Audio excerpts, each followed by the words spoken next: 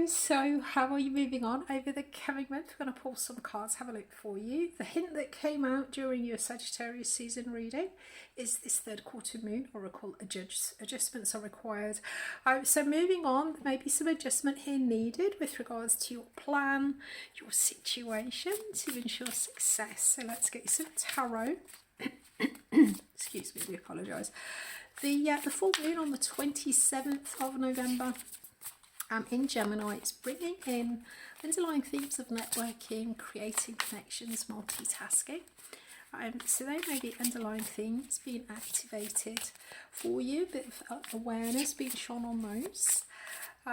If you have access to your astrology chart, look for planets or angles between 4 and 6 degrees of Gemini, Virgo, Sagittarius or Pisces. Anything you've got there is going to be spotlighted and triggered by this full moon, bringing in awareness, culminations of cycle, helping you to move on. And if you are a Leo rising, this full moon in Gemini is activating the area of life that has to do with your long-term goals and ambitions, also your social networks. Right, let's have a look. Looks like you're juggling a little bit here, right?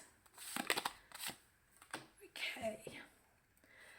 Underlying energy, the star's coming in reverse. The star talks about our path, understanding a way forward, bringing in healing. Looks like there may be a little bit of a misstep or a sense of you kind of maybe gone off the path a little bit here. With this star reversed, also with this judgment. This feels like a bit of a correction, a realignment, getting back onto the path. The tree path here for you, Leo. Right, let's have a look. Excuse me. Okay, so the situation, we've got the Emperor. The Emperor, it can be our divine masculine. Talks about setting authorities, rules, regulations, structures in our life. It could also be, the Emperor can often talk to our work, companies, that kind of thing, being our own boss. The obstacle here then, so we've got the King of Swords. Could be coming in as a person for you, possibly an air sign or an Aquarius, but the King of Swords talks about logic. You know, what is the logical way forward? Possibly too much logic, maybe. But with the King of Swords, there's a sense here of using wisdom, clarity, logic here to move forward. So logic is either going to be the crossing energy standing in your way, or what you need. For you, we've got this Two of Pentacles, so there's like a bit of an umming and ahhing, toing and froing, maybe a little bit of uncertainty. Or as I say, with this adjustments required, this can be sort of bobbing and weaving, ducking and diving, making changes here and there. On a sort of a rotating cycle, and around you there's the Nine of Swords. There seems to be a bit of sort of free-floating anxiety about an issue or problem, not necessarily knowing exactly what it is. But with the Nine of Swords there is a sense of anxiety. And up in the fears we've got the Hanged Man. The Hanged Man can talk about stasis, things feeling stuck, looking as if nothing's moving forward. There could also be a hope here for hoping to see things from a different perspective. In the past, we've got the Seven of Swords, Ace of Cups. So it looks like in the past there has been some kind of plan here of how to move forward.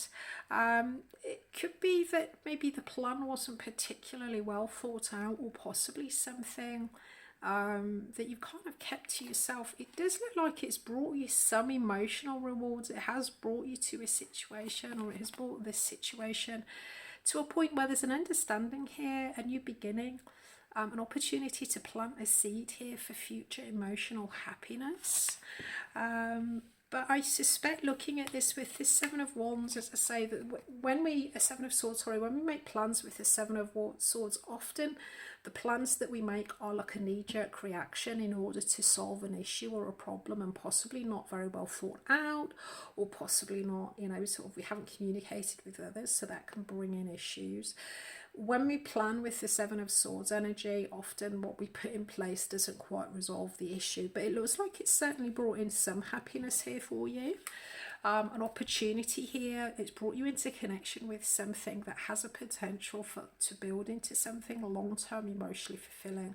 But we do see you in this kind of juggling, ducking and diving, bobbing and weaving energy. So it looks like to get you on your path, to bring in the healing, the course of action, what it is that you feel that is destined for you. There is a bit of an adjustment here that's needed.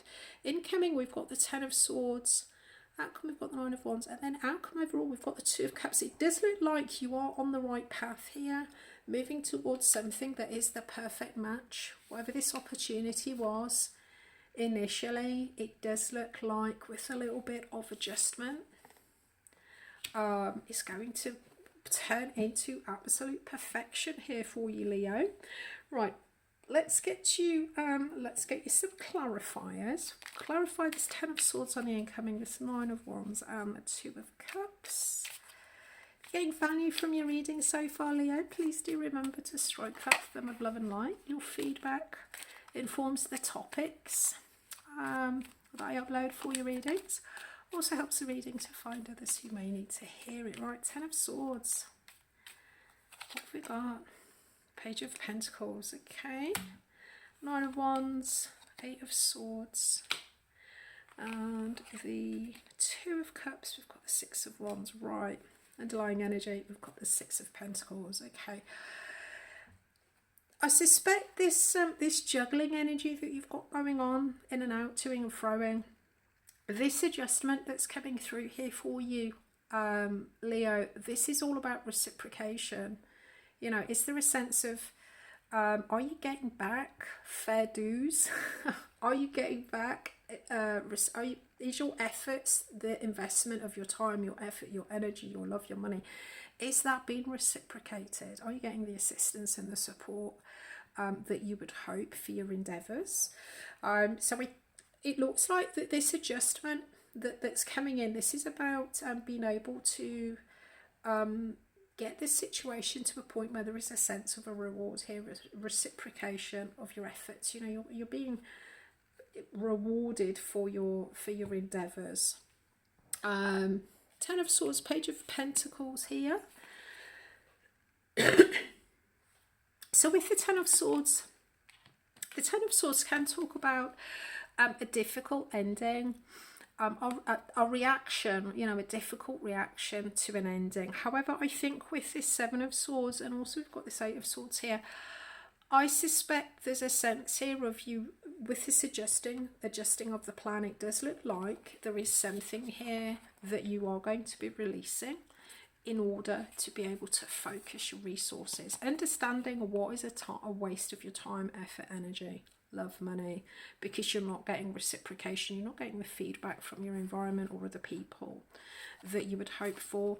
So there is an adjustment here, understanding, dropping the things that don't provide reciprocity so that you can focus your efforts, your resources in developing one specific thing, something that is going to kind of give you a reward. With Pentacles, I know sometimes this can also be sort of financial reward, but there's a sense of here of really sort of focusing your energy, focusing your efforts.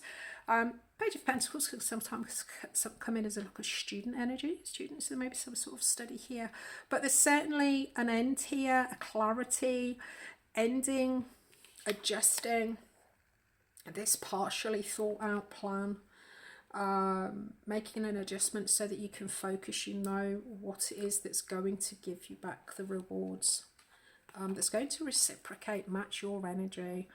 So we've got Eight of Swords and we've got the Nine of Wands.